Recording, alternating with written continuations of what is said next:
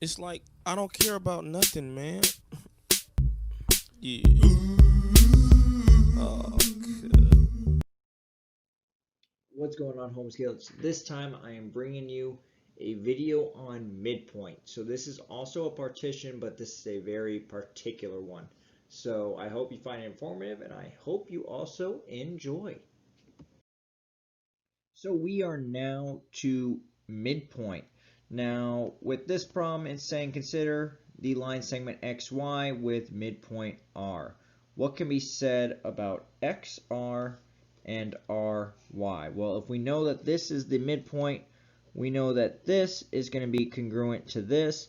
So I put one dash in each. That shows that they are both equal, because that is what congruent means. So I know that they are congruent. Inside, we are same, but different. The next one is saying if the line segment XR is 2x plus 5, so this is 2x plus 5, and RY is 22 inches, what is the value of X? So I will do some magic. Wow. So this one, I set them both equal to each other. So the part A, we said they were congruent, congruent meaning equal. So I did 2x plus 5 equals 22, subtracted 5 from both sides. When I did that, I got 2x equals 17. I need to get x by itself, so I divide each side by 2, and x equals 8.5. So now we are looking at number 2. It is a word problem. I know that's everybody's favorite. Are you reading the dictionary? Oh. You caught me. I like to break a mental sweat too. Grab a chair. Now this one says Diego and Anaya live 72 miles apart. They both meet at their favorite restaurant, which is 16x minus 3 miles from Diego's house and 5x plus 2 miles from Ayana's house. Diego argues that it is a straight line distance. The restaurant is halfway between his house and her house. Is Diego right? Justify your reasoning. So I will show you the work right now. Wow. So I'm not completely done with the problem yet, but what I want to do is go over what I've done so far. So I've highlighted that they're 72 miles apart and the two equations.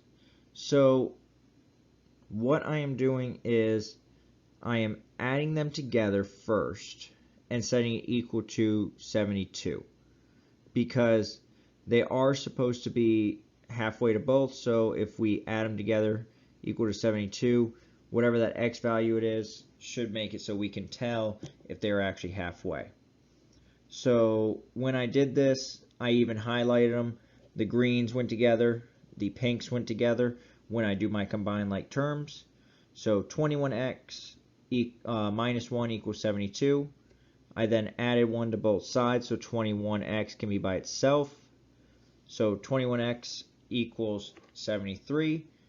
Divide 21 to both sides so that x is now alone, and I get 3.476. So what I need to do now is plug this in to see if they will actually be halfway.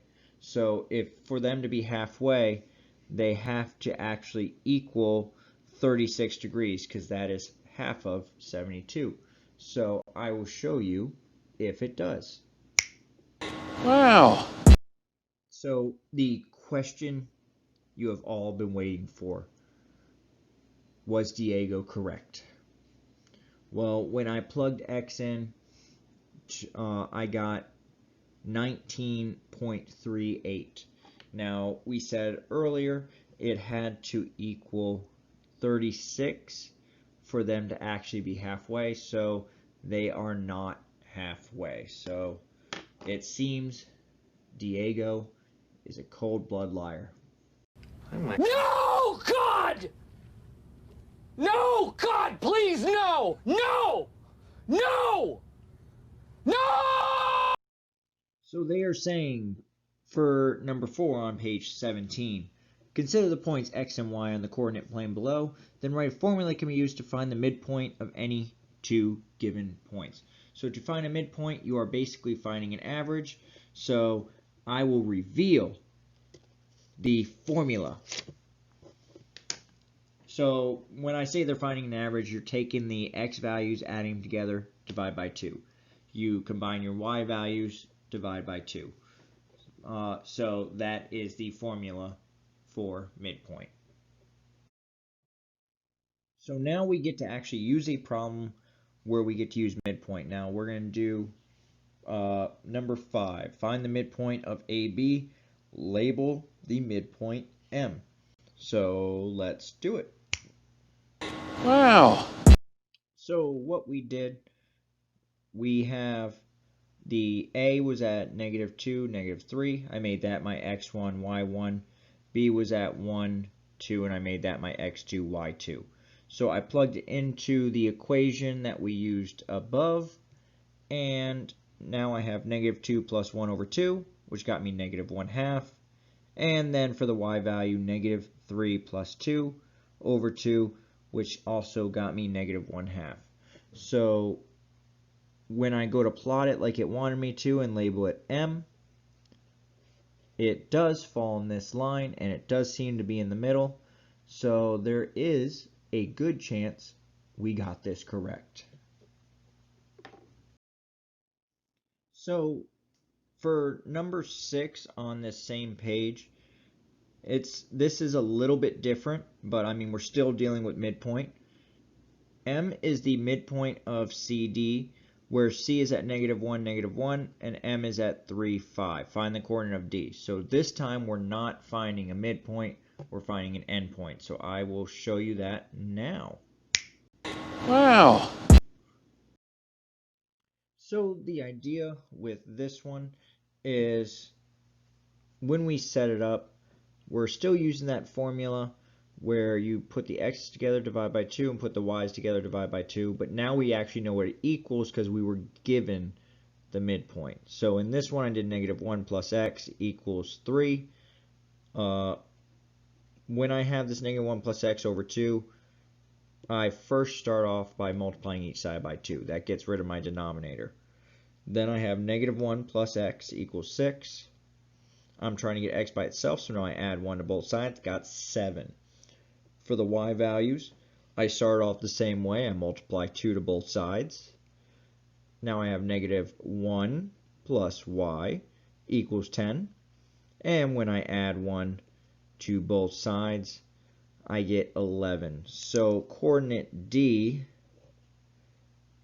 is my nickname whenever I play football because I'm always open, 7-11. That's what she said. And next, what we are looking at is part B of the same question. P has coordinates of 2, 4. Q has coordinates of -10, 12. Find the midpoint and of the line segment PQ. So we are going to just use that formula from that we went over on the beginning of this page. So let's do it. Wow. So what we have here is P has a coordinate of 2, 4. Q has a coordinate of -10, 12. Find the midpoint. So I did 2 minus 10. That got me -8. -8 divided by 2 gives me -4. Now for my y's, I have 4 plus 12 divided by 2. So now I have 16 divided by 2, which is 8. So point N is going to be at -4, 8. And I also plotted them on this side. So that's the end of the video. Now for practice, I want you to do page 16, number 3, and also page 18. So this will help you to practice and have a good rest of the day.